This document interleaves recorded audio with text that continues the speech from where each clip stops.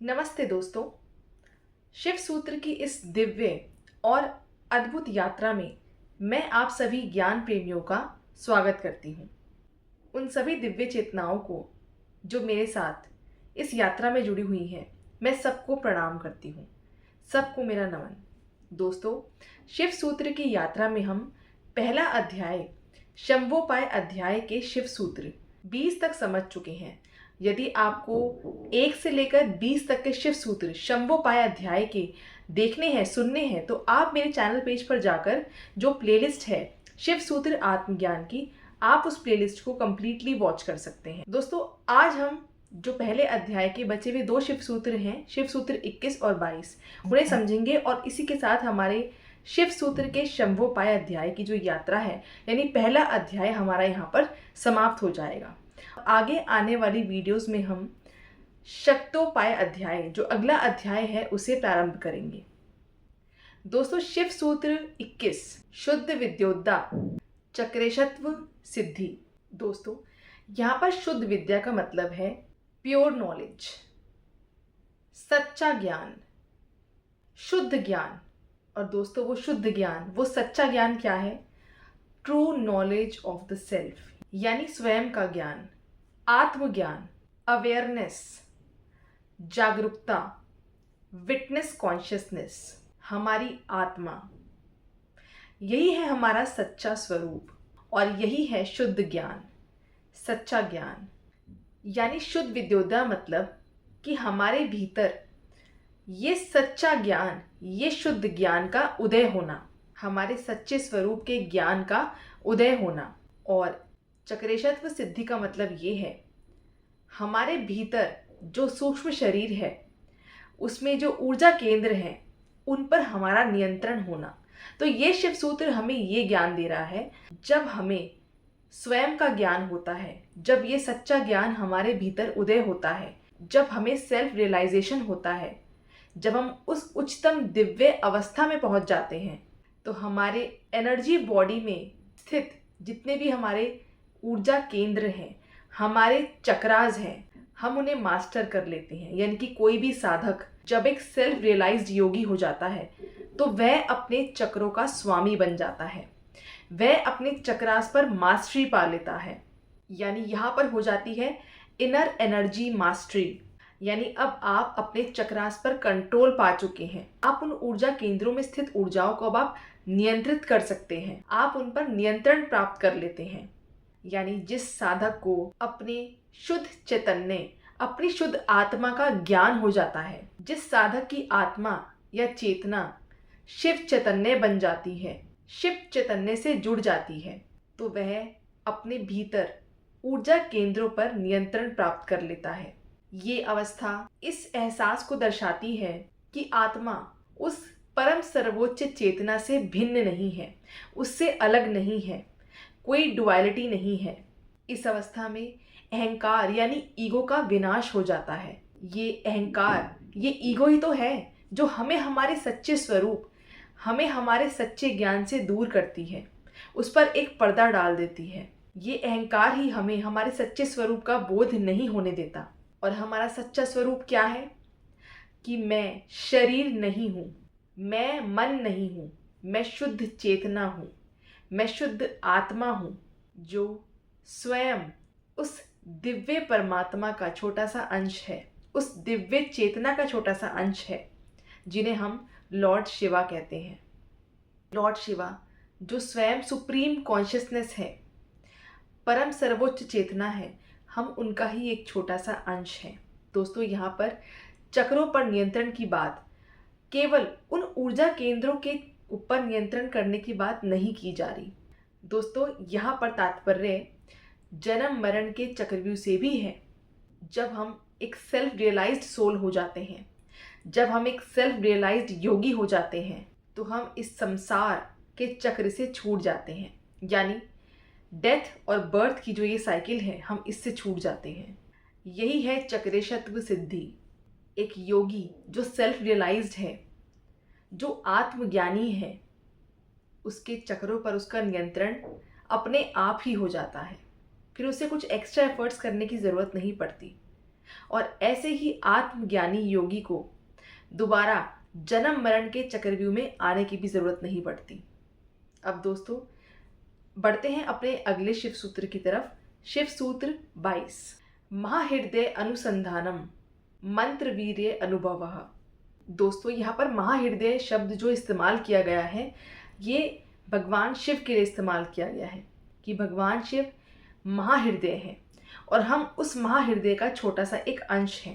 दोस्तों इस शिव सूत्र का तात्पर्य ये है कि जब एक साधक, जब एक योगी अपने हृदय को महाहृदय यानी सुप्रीम कॉन्शियसनेस, सर्वोच्च चेतना शिव चैतन्य में केंद्रित कर लेता है तो उस साधक को मंत्रों की वास्तविक शक्ति का अनुभव होता है।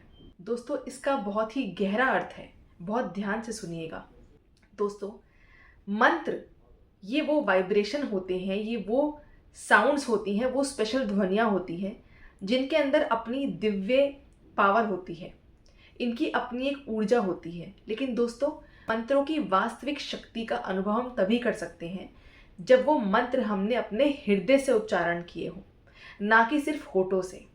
मंत्र वो ध्वनियाँ होती हैं जो इतनी पावरफुल हैं जो किसी भी योगी या किसी भी आम मनुष्य या किसी भी साधक की लेवल ऑफ कॉन्शियसनेस को, यानी उनकी जागरूकता, उनकी अवेयरनेस को ऊंचे स्तर पर लेकर जाती है, हायर लेवल पर शिफ्ट करती है।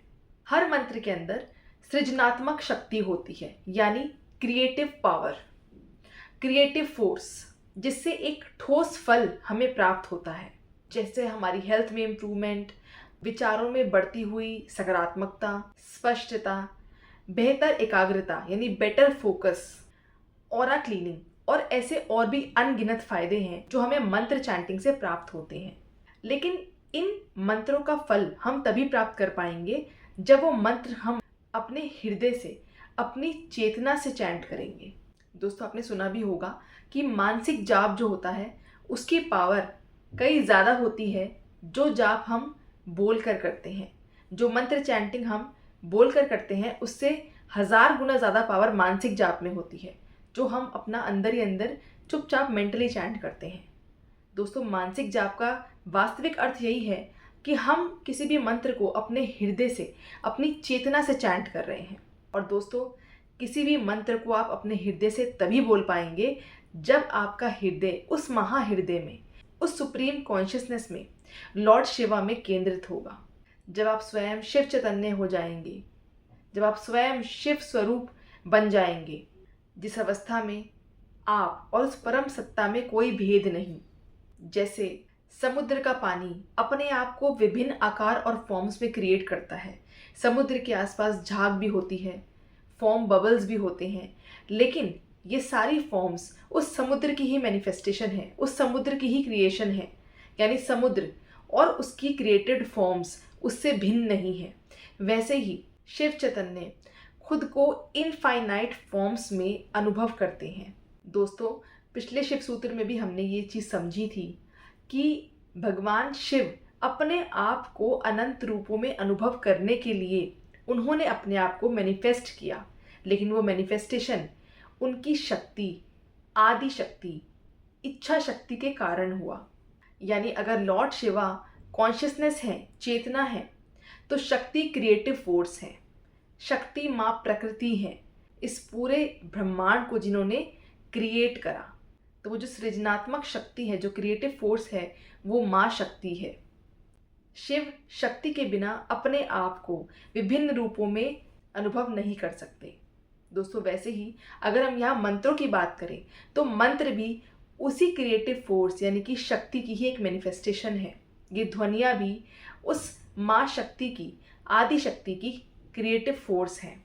दोस्तों इन मंत्रों का अर्थ केवल शब्दों का उच्चारण नहीं है, मंत्रों के अंदर अपनी एक क्रिएटिव फोर्स है। और दोस्तों ये मंत्र भी उसी क्रिएटिव फोर्स यानी शक्ति की ही एक अभिव्यक्ति है। वही शक्ति जो इस ब्रह्मांड के क्रिएशन के लिए रिस्पॉन्सिबल है, वही शक्ति जो शिव के अंतर्निहित है, सृजनात्मक ऊर्जा, पराशक्ति, आदि शक्ति। शिव चैतन्य में विश्राम करने से साधक उस चेतना की, उस शिव चैतन्य की शक्ति का अनुभव करता है और यह बोध करता है कि सभी ध्वनियाँ यानी साउंड्स, वाइब्रेशन शिव की शक्ति, माँ आदि शक्ति की ही मैनिफेस्टेड फॉर्म्स हैं, one of the manifested forms हैं। यानी जब हृदय के माध्यम से हमारी व्यक्तिगत चेतना सार्वभौमिक चेतना में केंद्रित हो जाती है, उस प्योर कॉन्शियसनेस, उस परम सत्ता में केंद्रित हो जाती है, हमारी चेतना का उस परम चेतना से मिलन हो जाता है, वननेस का अनुभव हो जाता है, तो हमारी सृजनात्मक शक्ति जो हमारे भीतर कुंडलिनी शक्ति के रूप में मौजूद है वो जागृत हो जाती है और शिव शक्ति का सहस्रार के माध्यम से मिलन हो जाता है। ये कुंडलिनी शक्ति मूलाधार से ऊपर उठती हुई और सभी चक्रों का वेदन करती हुई यहाँ सहस्रार में अपने शिव से मिल जाती है, जिसे हम शिव शक्ति का मिलन कहते हैं, जिसे हम मुक्त अवस्था कहते हैं, जिसे हम सेल्फ रियलाइज्ड स्टेट कहते हैं। दोस्तों, मैं आशा करती हूँ कि आपको ये दोनों शिव सूत्र 21 और 22 समझ आए होंगे और इसी के साथ हमारा जो ये पहला अध्याय है शिव सूत्र की यात्रा का, शंभोपाय अध्याय, ये आज पूरा होता है। और दोस्तों, अब मैं आपके लिए बहुत जल्द पहले अध्याय की कंप्लीट समरी जो है पूरी एक वीडियो में लेके आने वाली हूँ, ताकि जिसको पूरी कंप्लीट समरी एक गो में देखनी हो उसको उस वीडियो से हेल्प मिल सके। दोस्तों, मैं आशा करती हूँ इस यात्रा में आप मेरे साथ आगे भी बने रहेंगे, और यदि आप आगे बना रहना चाहते हैं तो मेरे चैनल को सब्सक्राइब करना बिल्कुल मत भूलना और बेल आइकन प्रेस करना भी बिल्कुल ना भूलना, ताकि आपको तुरंत सारी नोटिफिकेशंस रिसीव हो जाएं इस यात्रा में। दोस्तों, मिलते हैं अगली वीडियो में। ओम नमः शिवाय।